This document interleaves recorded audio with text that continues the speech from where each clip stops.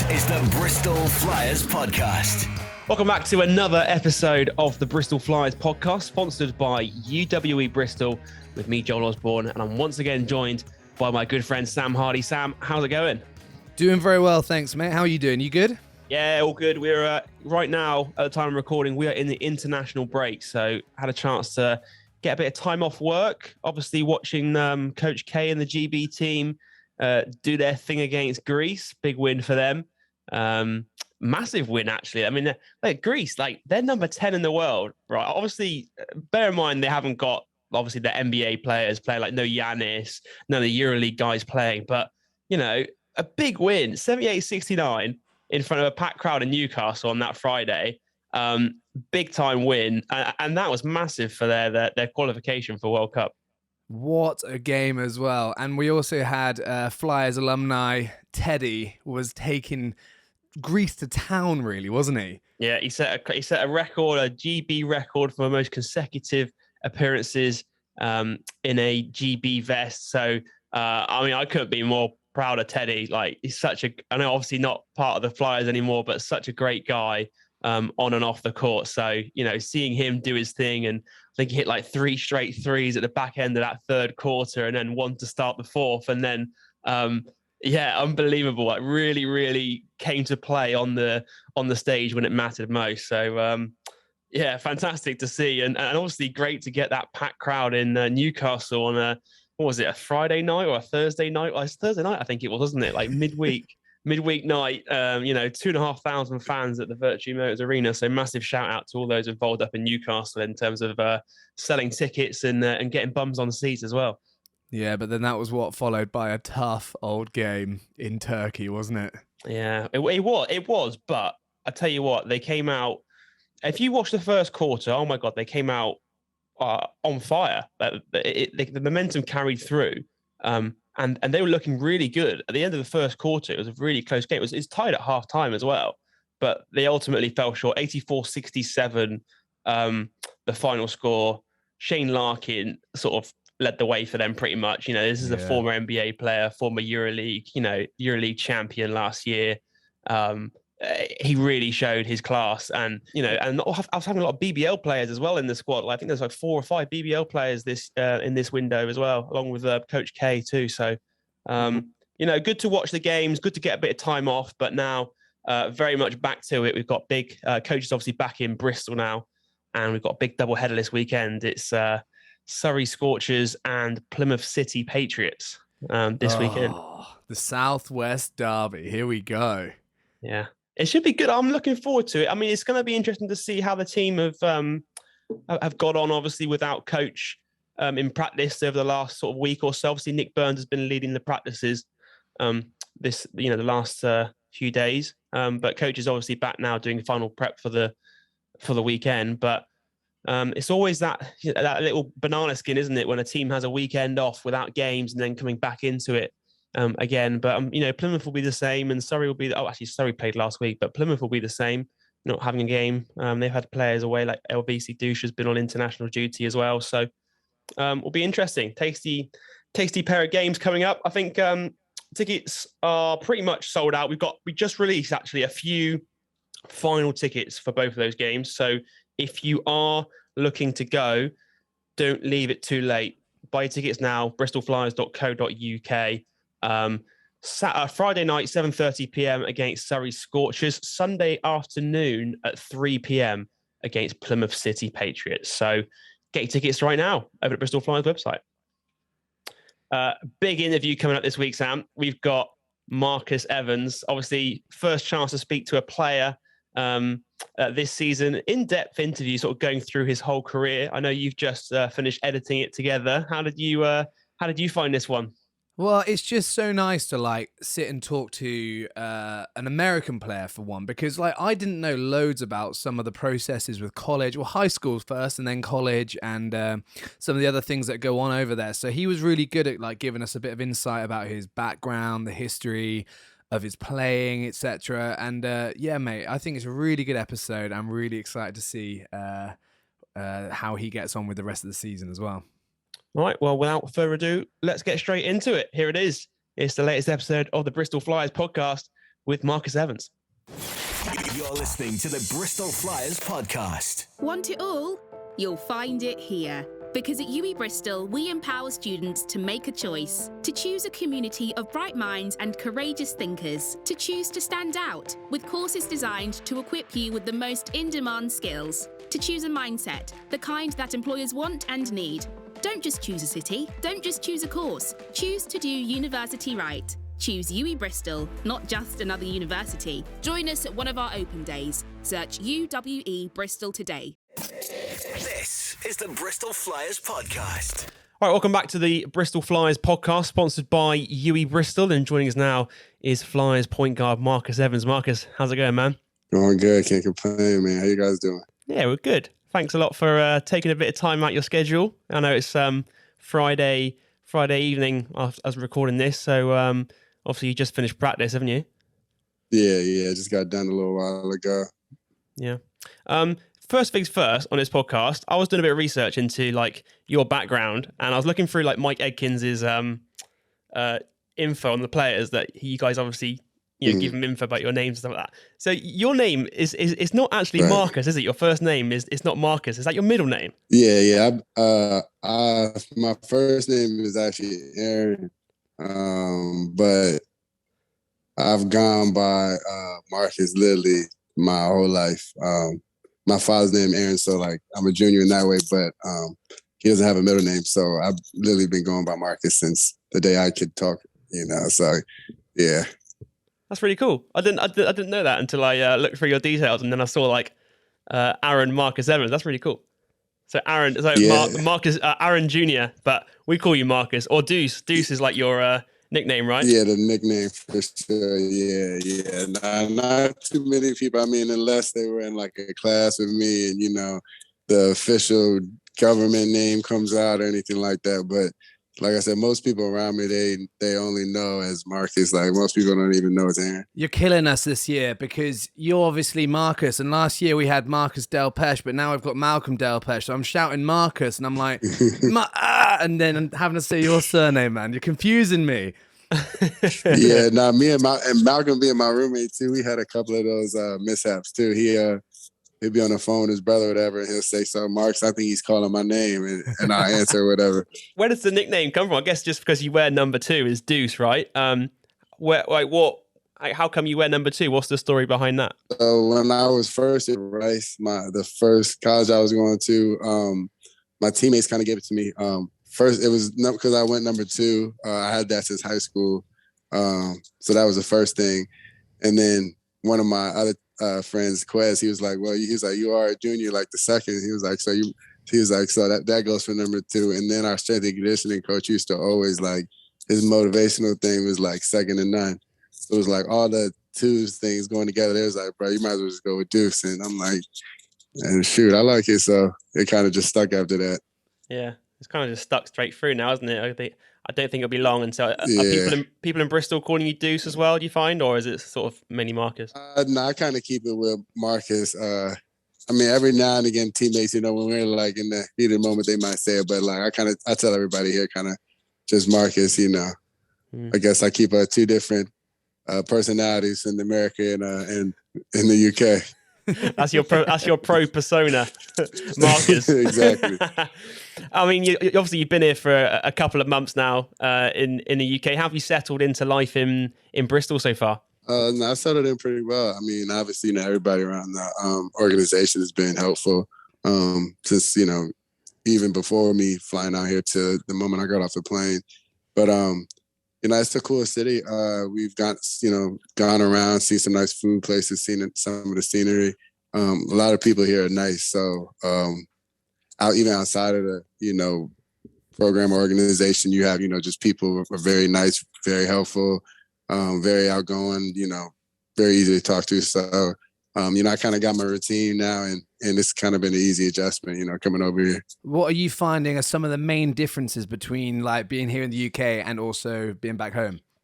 Definitely some of the different words that they call things like for the first thing was like we were at school, we were at SGS, like college, I guess here is like high school for us.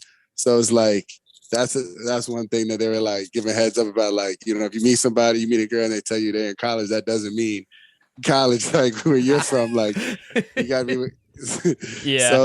So certain like words like that, just like slang words really. But I mean, honestly, I mean the culture is kind of the same. I would say people are a little bit nicer over here.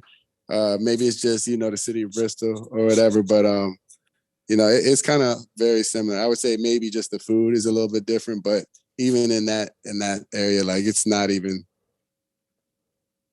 you know, that much. That's why I said it's been a pretty easy transition.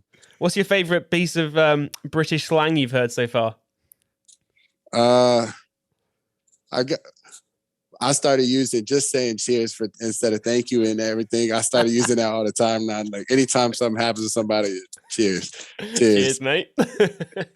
And then I'm still trying to use it, but cheeky. I like that cheeky word where they use it for like I heard it first in like a soccer game though, and they would call it like a cheeky goal. But I've been trying to sneak it into my vocabulary here and there. Have you been for a cheeky Nando's yet? I definitely went for cheeky Nando's a couple of times. That's the one time I used it too.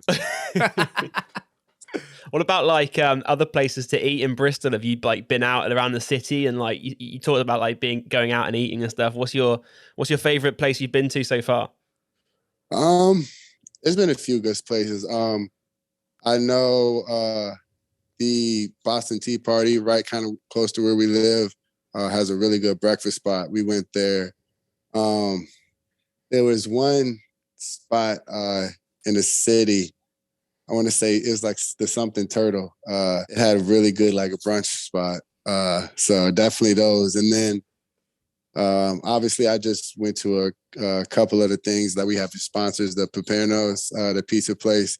So I mean I like to try like different things. I found a few Jamaican spots that I really like going to too. So I've been still moving around. I still got a lot to see, but there's definitely been a few that, you know, I've circled back to. Have you been to a Bristol City match or a Bristol Bears match yet at all? Not yet. We were supposed to go to one, but I forgot what happened. I think we had a crazy practice the day before and guys just got up late.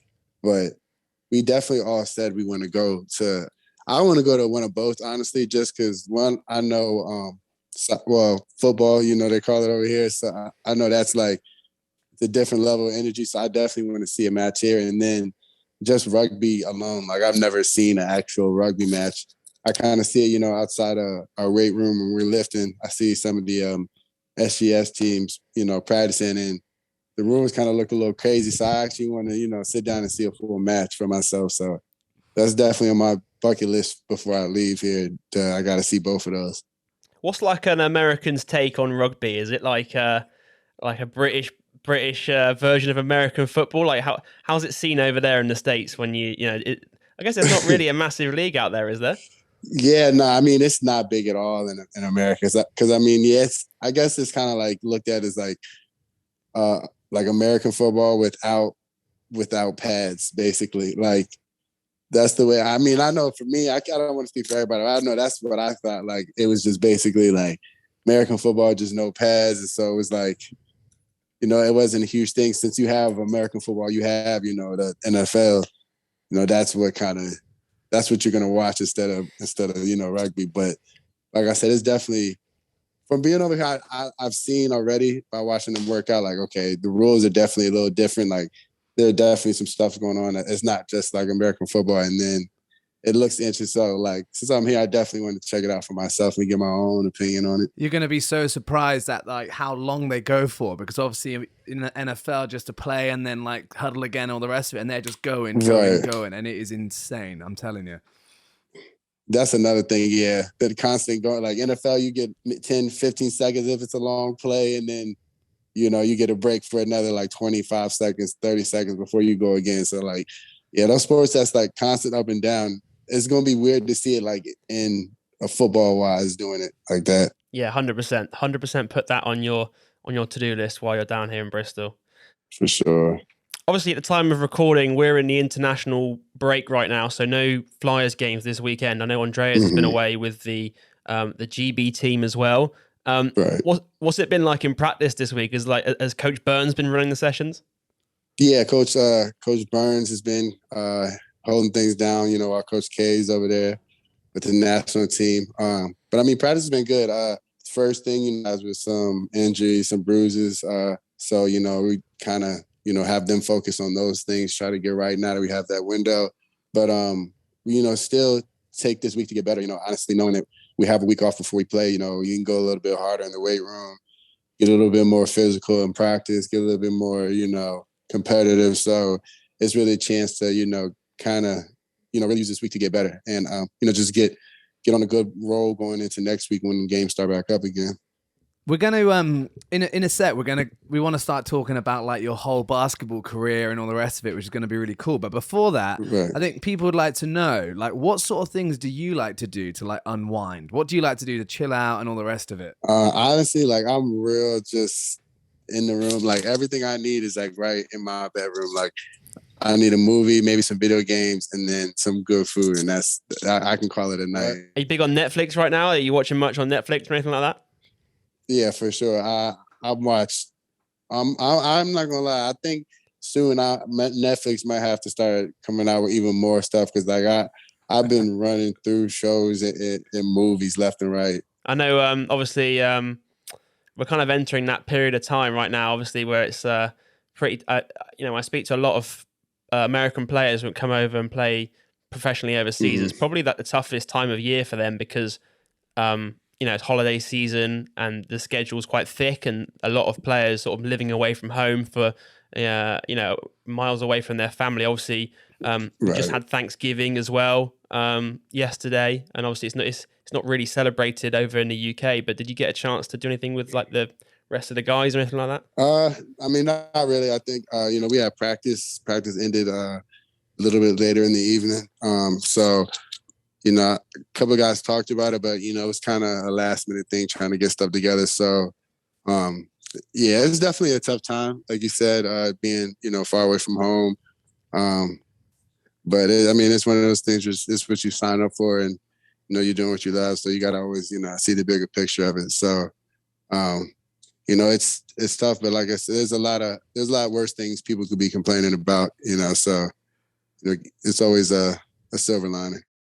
This is the Bristol Flyers Podcast. Let's get into talking about your career journey coming through the ranks. I mean, like, I guess the best place to start is right the way back at the beginning. I mean, how old were you when you first got into playing basketball? I couldn't even tell you, honestly. Definitely young. I was involved in a lot of sports. I tried probably every sport, from soccer to American football to baseball to, basketball, everything. So, and then as I kind of got through middle school and going into high school, my dad kind of told me basically like I needed to choose between one of the two. Not in like a negative way, but just like, you need to take one serious, if you're going to, look to do this for a long term. So, basketball kind of just, I had a better feel for it. I kind of enjoyed it more. So, I kind of just stuck with that, all the way through. Did you look up to like a lot of players you used to look up to growing up and stuff? Are there any lot of players that you kind of base your game on or anything like that? There were definitely a lot of players that I look up to. I never really based my game because I kind of just watch a lot of different players and like, I try to take something from anybody's game if it looks like it's useful. But obviously growing up, LeBron, just like, everybody else. But being from Virginia, Allen Iverson, growing up too, him obviously being from the same area, that was like an idol growing up as well. I had a lot of them, honestly. I mean, Tracy McGrady, like it was a lot of guys, like I just enjoy watching Kyrie, but I never ever tried to really just model my game after just one person, really. When you were in high school, what sort of age did you realize that you actually could go pro? Like, when did you think this could be something I can actually go and do? I would say my year, when I got a state player of the year that year. I was at a high school that we had some talent go through, but we were never, they never won, they hadn't been to the, I think, state playoffs in like 50 plus years, that year we went. So, So that year we we went like undefeated 18-0 in our conference. We won the region, went to state playoffs, had a crazy year. I got state player of the year as a junior. And then kind of like after that, the AAU programs are big programs, where we were recruiting. And then I was getting a bunch of letters from, some Power 5 schools. And that's when it kind of like settled in like, okay, like this could actually be like, I mean, before that, I always in my mind was like, yeah, you could do it. But that year I was like, okay, it's actually like kind of here. Like this is real life. Did you hit any buzzer beaters in that year when you went 18-0 to win a game or anything, or overtime or whatever? This is like 6 years ago. I'm trying to think, honestly. I don't know if I hit any that year, honestly, because I'm not gonna lie. That year, most of our wins were honestly like pretty good wins. It wasn't until the playoffs where we had some really like tight, close games. But honestly, most of our wins were, like almost double-digit wins, or at least 9-10 point wins or something like that. You talk about like the offers you got after you when you're in your senior year of high school. Did you have a lot of offers on the table? What's that process like? Talk us through that process of when you graduate high school. How do you have so many people coming to you saying, oh yeah, come to our college program. Like, how do you decide which one's the right direction for you to go down? So it kind of was like an up and down thing that happened for me in high school, because after that year, then I had went to a private school that year, everybody else basically on that team was like seniors. So the following year, it was going to be, pretty tough.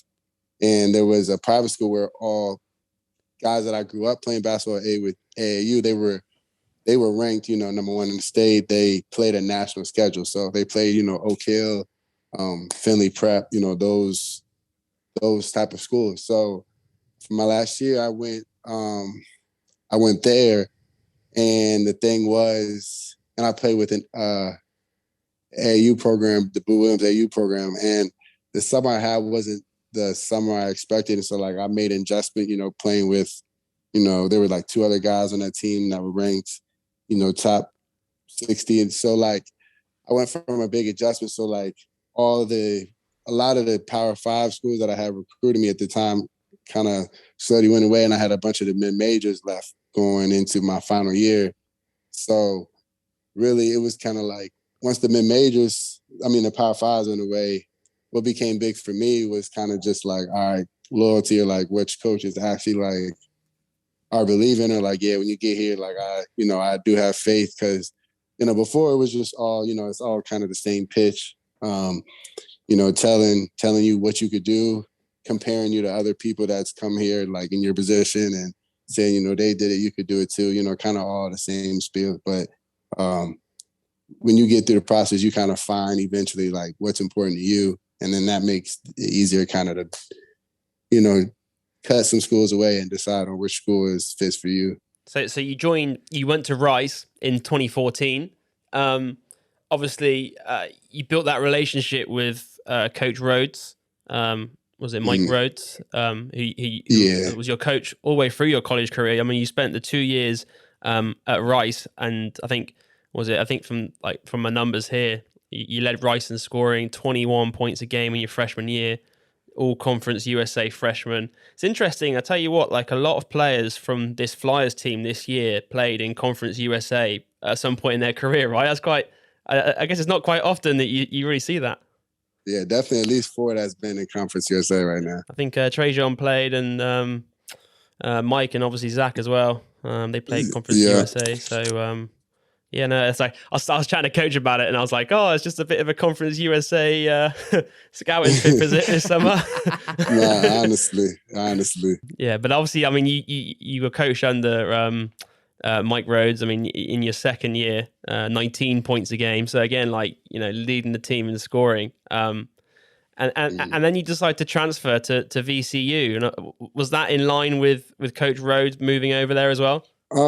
So I was the funny thing is like it all worked out in a way, like but honestly I was thinking about leaving regardless either way, but once Coach Rhoades, he kind of it kind of made the decision easier. But prior, I had already, you know, had thoughts, was going to kind of take the process and figure out, you know, if that's what I wanted to do. But I had plans to leave before. But he ended up getting the job pretty soon after our tournament run ended or whatever. So it wasn't too long after that, you know, VCU offered a job and everything. And then obviously, you know, he called me and was like, you know, I'd love for you to come, you know, since you're transferring.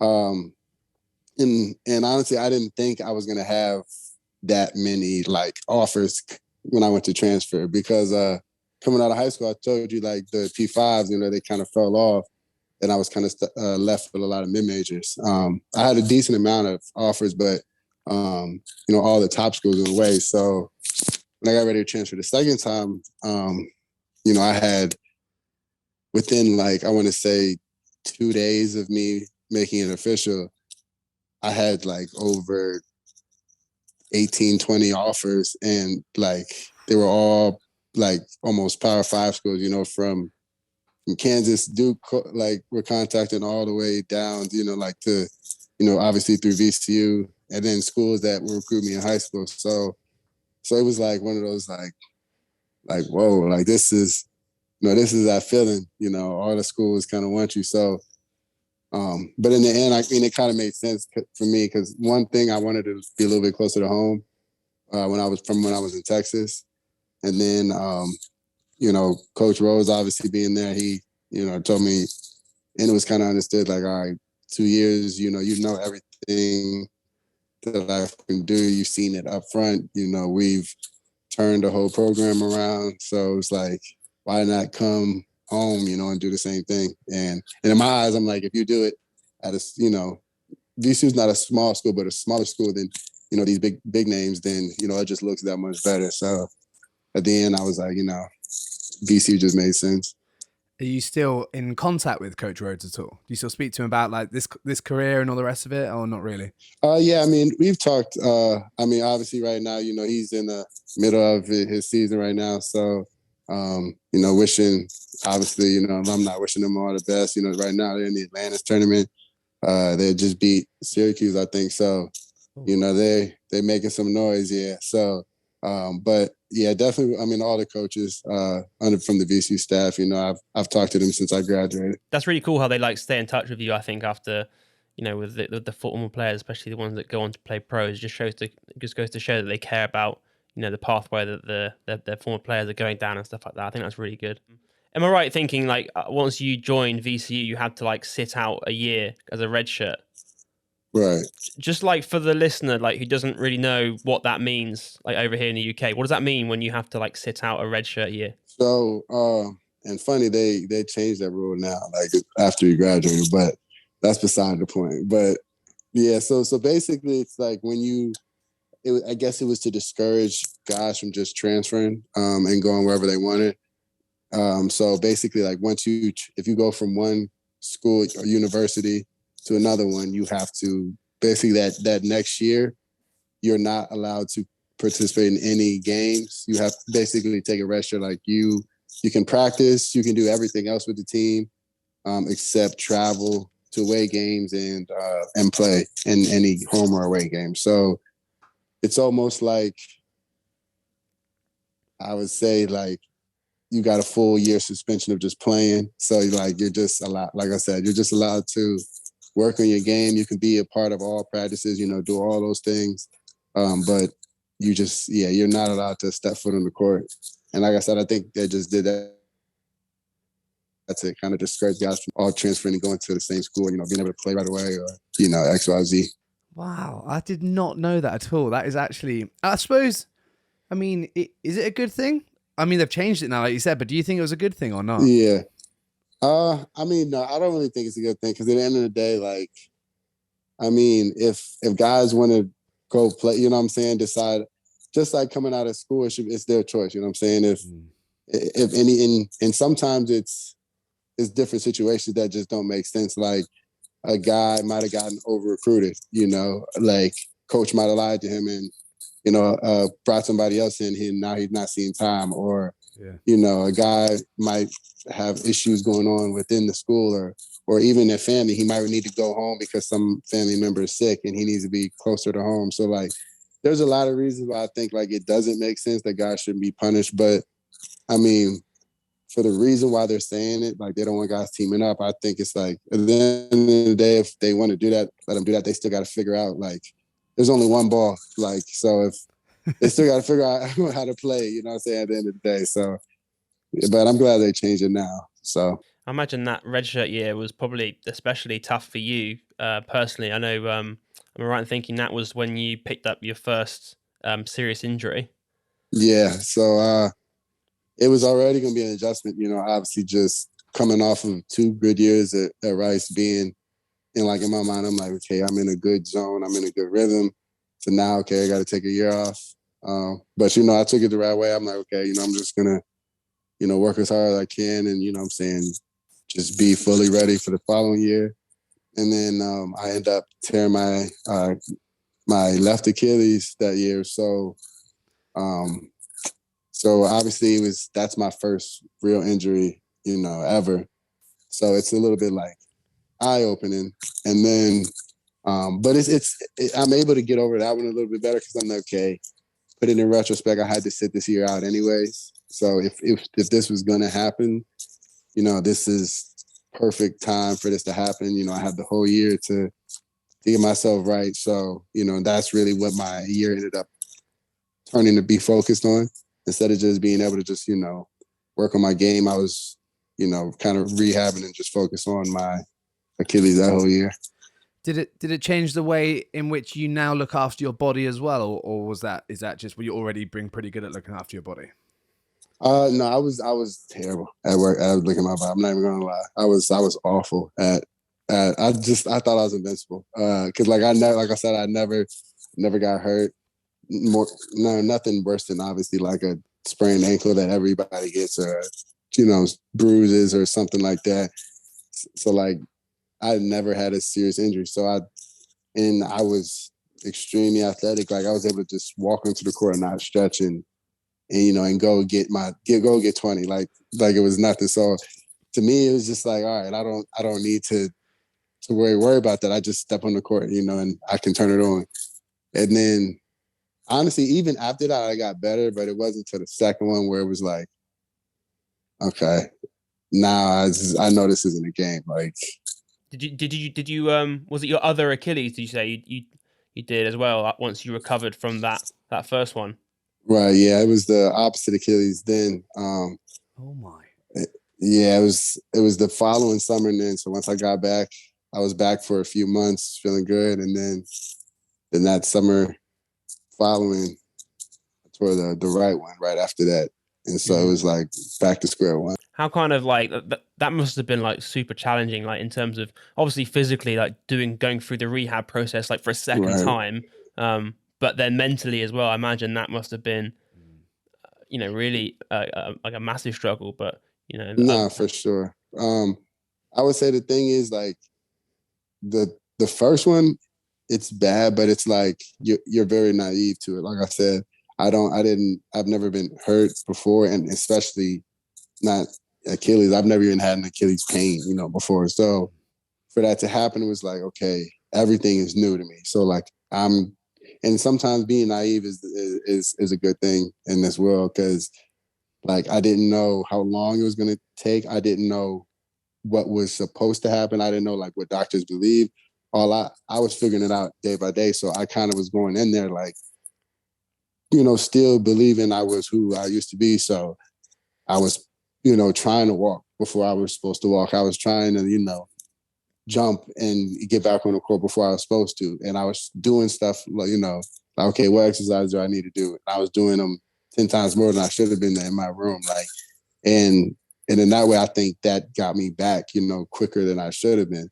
So like the left one, really, when I got back, I was fine. I didn't really miss a beat. It was I would say the challenging one mentally is the second one because it's like, you know exactly what it is, you know exactly what like that road ahead of you is, you know, it's like, you know, every tough thing you have to do to get back now. Like, it's not like it's something you don't know about. like as soon as it happens, like damn, I know exactly what I got to go through now. And that's what kind of, really discourages me for real. How many games did you miss of that first year you could play at VCU? That's the ironic thing. I didn't miss one. So I was supposed to come back.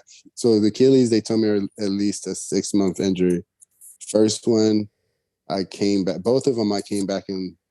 First one, it was around 5 and some change. The second one, I came back in less than 5 months easily. And I was playing like I was just trying to do the same thing, but I would definitely say in the second one, I was a little bit more discouraged. So like I wasn't as motivated to just, put in as much work as I did in the left. And I kind of saw some of that when I lost a step a little bit. So I've always been trying to get that back. But I definitely still had a certain level of motivation where it was like, okay, you're telling me 6 months. 6 months means I have to miss, like 6-7 games. I'm like, I'm not doing that. So I'm like, I'm going to be playing. I even told my coach, they never gave me like, okay, they're like, all right, yeah, we'll see. Like, just, being optimistic. But I'm like, I'm playing first game. Like, I'm going to be back for the game. Like, I don't care what anybody says. That's awesome. I mean, you obviously came back, and I think, was it that year you guys made it to the tournament, NCAA tournament with VCU? Yeah, so we had a great bounce back. So the year before, everything was kind of chaotic, with Will Wade going to LSU, and then, so the change in the Coach Rhoades coming in, certain guys leaving, a lot of guys graduated. So it was kind of like it was a crazy first year. So I think that was the first time like that we didn't make, my sit-out year was the first time that we didn't make the tournament. And I would say like 7 years or something like that. And then the following year, after, everybody had a year to like get things back. And then the year that I came back for my second one, we actually, I think we like had the most wins in season, like fastest to like 20 wins or 25 wins. We won the A10 for regular season title for the first time in VCU history. So it was like, we had a great year going into that year too. Like ended up going on like a 14-game winning streak to end the year. So yeah, we turned around the following year and we had an amazing year, honestly. Yeah. And then I think I'm right in thinking after that, that summer was the one where you were invited to train with Chris Paul at training camp in the summer. Talk us through like that kind of process. Obviously, you just finished that junior year of VCU. Did they like send out invites? Is that how it works? Yeah. So once the year ended, I'm not exactly sure like how, the behind the process is like if you have to be submitted or they just, I know obviously it's some recruiting, but yeah, I'm not sure the whole behind the scenes, but I do know, my coach, he gave me the information that I was being looked at for it, and I would find out in a little bit, and then maybe a week later he told me, I've been invited, I'm on the list. They were gonna fly me to Winston-Salem, and then it'd be all of the top high school players and top college, and then some pro guys that he brings in. And then we all do workouts together. And then once the games start, high school goes with high school. And then, college stays with college and pro. So college and pro are going against each other for the rest of the afternoon. Mornings are workouts and drills, and the afternoons are straight games and 3-on-3s and, all of that. So. Wow. Did you get a chance to meet, like, what's Chris Paul like? What's Chris Paul like? Did you get a chance to meet him or like or learn from him? Yeah, definitely. I mean, you can understand why he's the like president, of that players union in the league. Because I mean, one thing about him is like guys like that, they kind of like demand the room. When he walks in, you kind of just understand. He's one of those guys when he starts talking, you just kind of listen. One of it's obviously his history. He's a Hall of Fame point guard and still playing in the game right now. Still just played an NBA final. So like you'd be crazy not to, obviously listen to the things he got to say. But he's a down to earth guy though. He's cool. Like I said, like it's not one of those camps where he, he's basically like, okay, just standing on the side, just yelling or barking drills or not, or even worse, not even involved, just showing up just to show his face. He's there from, the morning when we're stretching, doing workouts and to the end, and he's getting it work. When we walk in, he already got his workout in, and then when we're playing games, he's on the court. He's talking his stuff. He's going at guys, like he's playing defense, picking up like things he's asking, he's doing himself. So it's like you got to respect it, because it's like he brought guys in here and he's actually actively trying to get better himself and trying to rub off on guys. I love that. It's weird. These people seem like a million miles away, don't they? Like sort of you see him on TV or whatever, but like you were there with him, and that's really cool, man. Yeah, no, it's definitely cool. Once you see him in person and you just see all of them, you realize, they're just down to earth dudes. It's just they're really good at what they do at the end of the day. You say there are other pros as well at that camp. Were there like other pros from the league, or was it just Chris Paul or pros playing in other leagues right now? Yeah, so he had a lot of his CP3 guys that have played in team throughout the year. So it was like Eric Giles, Kobe White, from Chicago Bulls. He had Josh Okogie from the Timberwolves. He had about 7 of them. I can't remember the rest of them now, but he had a lot of. It was more so like a lot of the guys either in their first between their rookie or their third year, who are probably got names now though, but at the time we're kind of new to the league. But and then he had some of his teammates were stopped through here now to show face, but it was a decent amount of pros in there for sure. And then obviously it was all 30 agents on the side or whatever. That is so cool. So you went back to is that in between just before your final year of VCU, yeah? Yeah, right. So you went back, you graduated. What did you major in quickly, just real quick? Business and communications. Oh, nice. Cool. Right. And then you had to find an agent and find your first pro contract, right? Right. How did that go down? What was that like? It was crazy. I'm not gonna lie, it was crazy because like I said, really after the year that we had a great year, everything was just kind of crazy because I told you we went on a 14-game winning streak. Our first game at a conference tournament, we were the 1 seed playing 8 seed.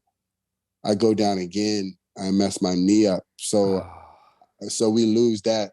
And so we get a lower seed than what we would have gotten for the NCAA tournament. And I kind of never really get back from that as well. And so senior year is kind of crazy. We were ranked going in, but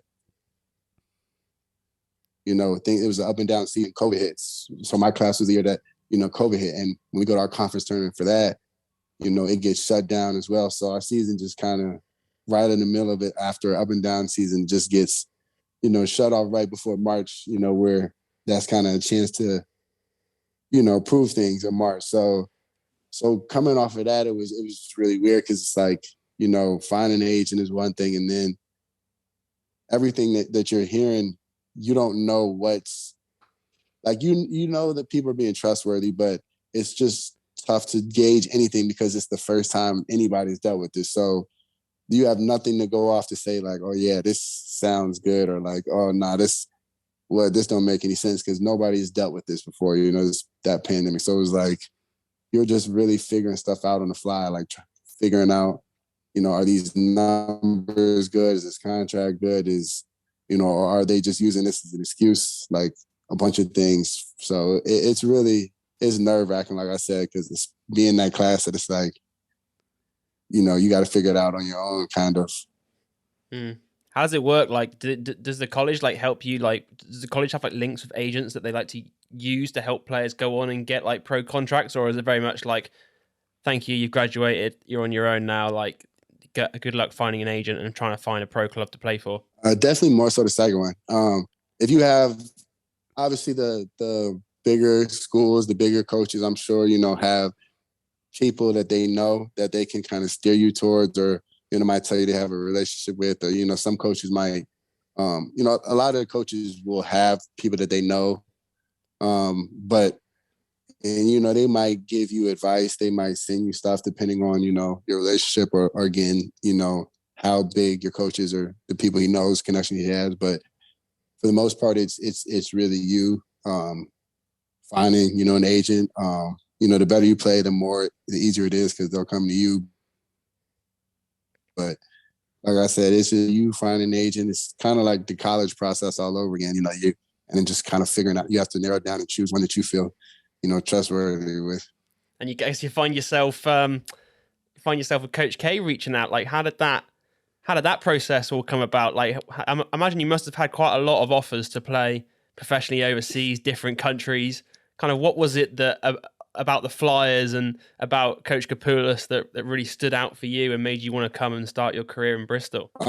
So first thing for me is I knew if I was going to be going to a different country, obviously you can't control all factors. So you got to play things by ear. But ideally, if I could be in a country that isn't too much of a cultural barrier, I can adjust a little bit.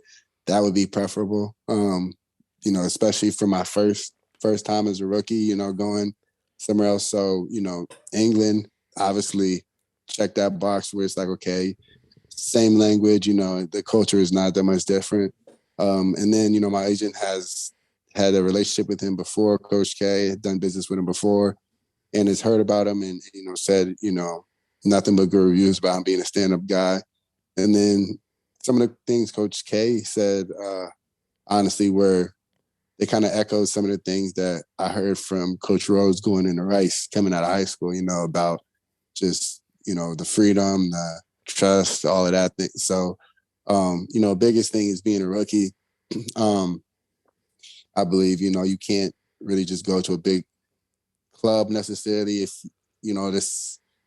if a coach doesn't trust you or if there's somebody ahead of you and just, sit on the bench, you need, in this program, you kind of have to have your name out there. You have to get your film out there. So, especially as a rookie, I think you need to be in a position where your coach trusts you and this is going to allow you to be in a position to showcase what you can do. So, that kind of sets the cornerstone for your career going forward. So, after talking to Coach K, like I said, he checked a lot of those boxes that I was looking for and it kind of just made sense. I got a question about coming over and being in the BBL because I want to know how you find it different. Because watching from where I was, the first couple of games, it looked like you picked up a couple of extra fouls than you might normally have done because the refereeing's different and all the rest of it. Like, how do you find it? So, I mean, I'm not going to talk about the rest because I'm having a good day today. So, I'm not going to make it worse. But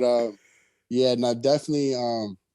Coach K, he told me after the first game or first or second game, he basically was explaining, how the refs are going to ref it and explain like the tricks that kind of go on throughout here about, per se, like you can foul with your body all day long as long as you, keep your hands up, like in the lane. So as opposed to, back home, hip checks, all of those things are getting called.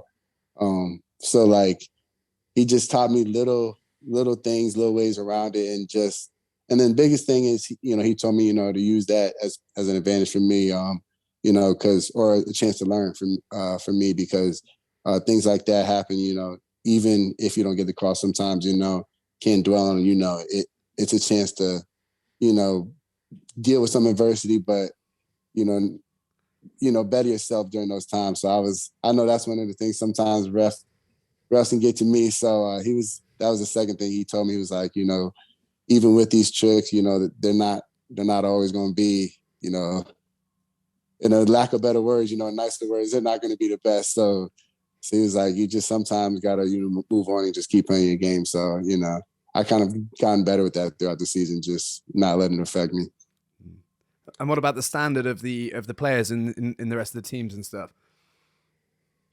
No, it's definitely a lot of talent here. I think there's a whole lot of talented guards from what I've seen. I think there's been some pretty good bigs that I've seen sprinkled throughout, but I think it's for as far as wings and guards, there's a lot of talent. And I think it's one of those things, especially that I've seen, is it's one of those leagues where it's not too much separation between a lot of teams. Like if you don't play hard, on any night. A team can come in here, no matter the record, and come away with a win. So, I've seen a lot of leagues where, you've got the top seeds, maybe the top four. And then after that, it's, the other teams aren't even on the same court with them.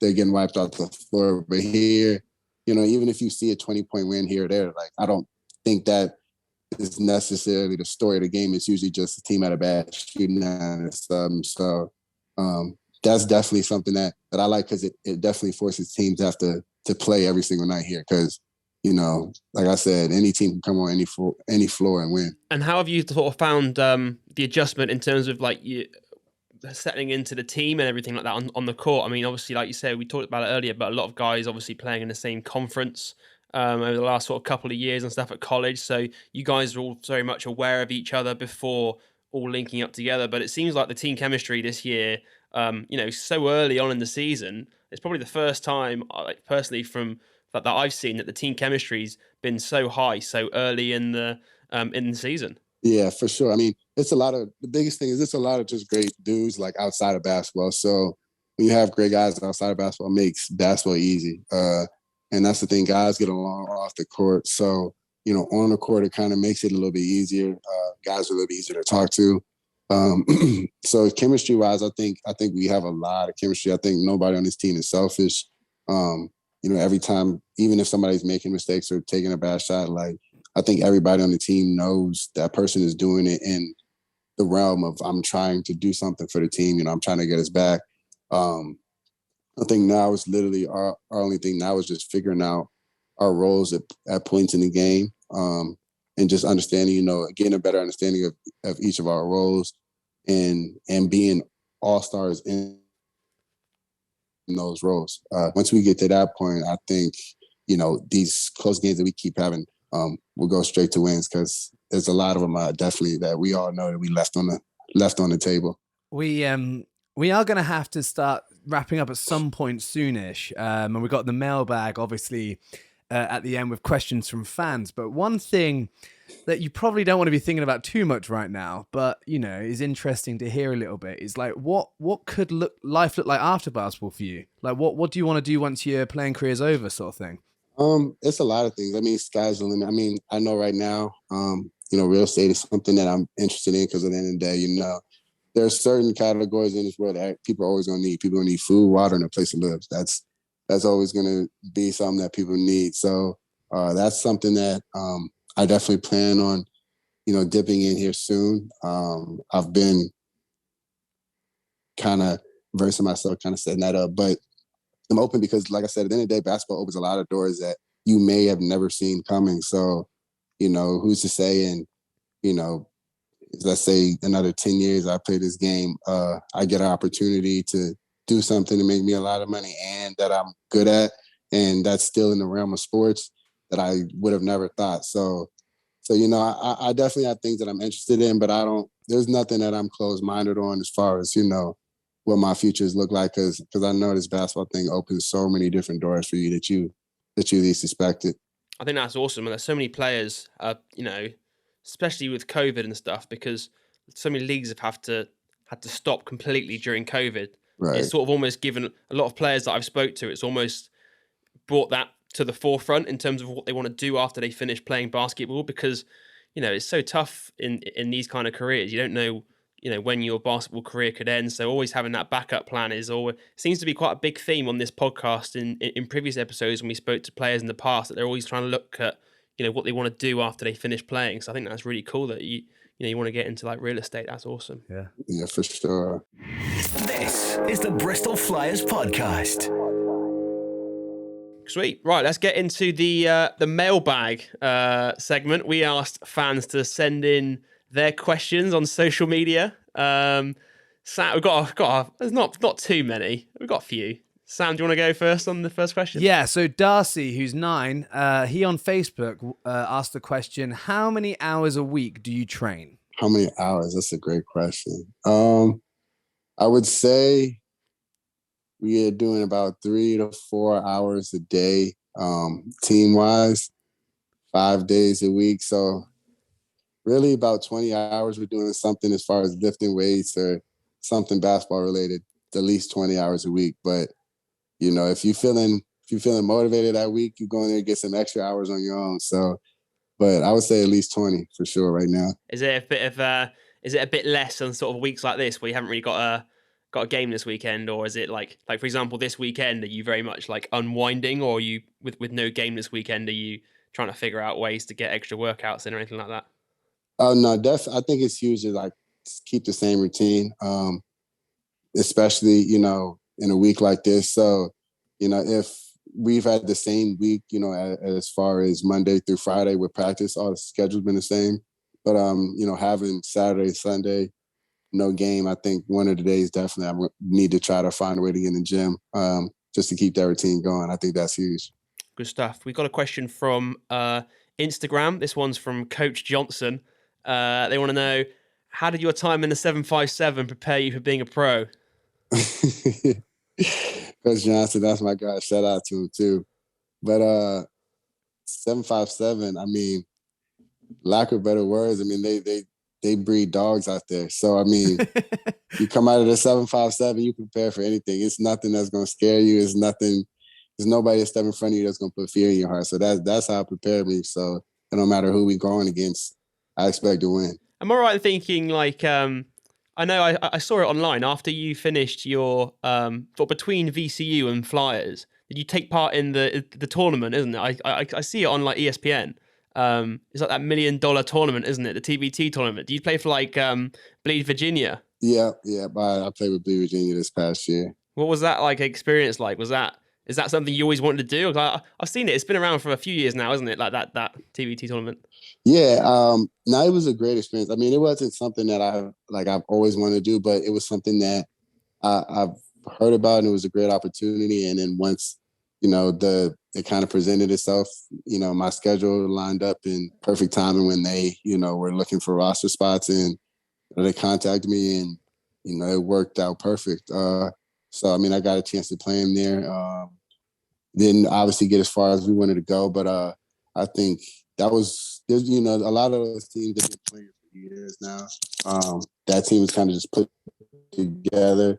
So I think it was a great chance to, at least, get our feet wet, see what the tournament's like. And then, if things make sense again next year, you never know what happens. Yeah, I think I've seen a few BBL players play in that tournament in the past. I know a couple of Newcastle Eagles guys, I think, were in it one year. I think Joe Chapman, who used to play for Newcastle, they made it quite far one year, I think, if I remember correctly.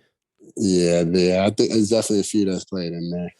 Okay, so I've got a question here from Owen Parker, who wants to know, how did you develop your jump shot while you were growing up? And do you have any tips for young players on how they can develop theirs? Yeah, definitely. So first thing I say is what I learned from a young age is don't just walk out on the court and start shooting threes, like shooting from the logo, shooting as far as you can. Like, that's the worst thing you can do for your jump shot. When you first get out there, go close to the basket and just work on your form. Like, get the feel, get muscle memory, because once you get muscle memory, the rest take care of itself. But that's the biggest thing. Shoot 100, 1,000, 1,000,000 shots close to the basket. Just get your form right. And then once you feel completely confident with that, then you can, go out there and expand your range. That's my biggest thing. Do not go out there and shoot from where Steph is shooting from, for your first shot and think it's just going to happen. That doesn't work that way. How many kind of reps would you kind of get up on average if you're just going in for a standard shoot around during a midweek or something like that? So I would do at least probably 100 shots just around the rim, form shooting. And then if I get on the gun or something, I'm trying to get at least 300 makes, usually from three. And then I probably do finishes, floaters, things like that. So usually if it's just a shoot around, I'm just touching up on things like categories I know. So like I said, getting a lot of threes, a lot of finishes, and then probably a little bit of ball handling if I have time. And then after all of that probably adds up. You look up. It don't feel like you killed yourself, but you just got good work in for at least probably an hour once you look up. Yeah. Well, whenever I seem to walk in on you guys in practice, I always see you going at it. I know you said like don't shoot these half court shots. Whenever I go in and practice, I always see like you going at it with another player, like Zach or someone, like just drilling these like half court shots. Yeah, see, it's different. It's a different story when you get challenged. Never back down from a challenge. I see, like, I think we filmed it. I think 1 week we filmed it and put it out on like Insta and Twitter, and then literally the next game as Leicester Riders, and like 3 seconds to go, and you just let one fly from half court and it goes in, and we're like, yeah, he's been practicing those. Yeah, I had to let everybody know it wasn't fake. There's a reason they go up. Okay, a couple more questions. We got 2 from Jackie here, who asked on Twitter, what do you miss the most about Virginia, and are you still watching the VCU Rams? Second question, of course. Of course, I'm watching the Rams. I got a lot of my brothers on the team. Keyshawn Curry, he been doing this thing. Vince Williams, even Arnold. All of them. So it's a lot of my guys that were playing with me, my youngins. Love watching them grow up, and now they out there doing their thing. So of course I'm watching them. And what I miss about Virginia, I mean, honestly, I would say to people, obviously family, friends, because I mean, at the end of the day, like, with places you're gonna see everything. It's gonna be a lot of nice scenes, a lot of good places to eat wherever you go. I think it's just people that make places special, honestly. So Virginia is really, I just say, like, like I said, my close family and my friends really this is what I miss about Virginia the most.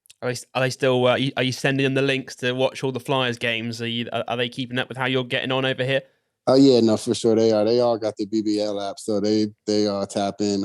They make sure they know the 5-hour difference, and they are set up to watch when we play. Yeah, I think that's the toughest thing about trying to. It's the same for like us when we're trying to like watch like NBA and stuff. It's like games don't start until like midnight or 1 a.m. So like League Pass, you're always having to like hide the scores and try and watch them back in the morning or something like that. Yeah, that's the tough thing for VCU with me too. Is like they're playing at 7 most of the time. So with that, it's already midnight by the time the game starts. So if we got to get up early, it's like I might get halftime and then start nodding off. I was going to say, obviously, it sort of leads on quite nicely to the next question. But Jackie also asks, what are your thoughts on Bones Highland this year? I know he's obviously playing in the NBA now from out of VCU. Are you in touch with him? Do you guys know each other? Yeah, that's my little bro. I mean, I'm proud. I couldn't be proud of him. Obviously, like, I mean, number one, he made it, but he don't have that mindset that he made it, which is the reason why he's doing what he's doing right now.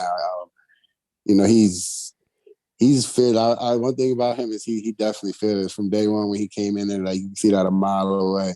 Obviously, he's got the talent, but like, sky's the limit for him. As long as he keeps, what I'm saying, his head on, right? He's a good dude, but obviously, now he's gonna have a lot of distractions. So as long as he keeps his head, I mean, he's gonna keep shocking the world. Like, I'm proud as hell of my boy. And like I said, I saw it coming a mile away though. His talent, you can't deny that. It was just a matter of him getting that opportunity. Okay, we have got a final question for you before we finish it. There's another one here from Jackie. She's asking a lot of questions, and she says, crazy. well, she says, do you have any love interests right now? Sounds like Jackie maybe have a bit of an interest in you. Love interest, no. My love is the orange thing right now that I be shooting at the hoop. That's my love. Are you on any of those over here? You on any of those swipe right apps at all at the moment over in the UK, Marcus? Nah, I'm not gonna lie. Them swipe apps scare me in another country. I've seen too many. I told you I watch a lot of movies, so that's exactly how something bad happened. I stay away from all that stuff. We got to meet in person. Good stuff. Well, I think that's a great place to wrap things up. Marcus, thanks so much for joining us on the podcast, and I hope to get you back on again soon. Yes, sir. Appreciate you guys for having me.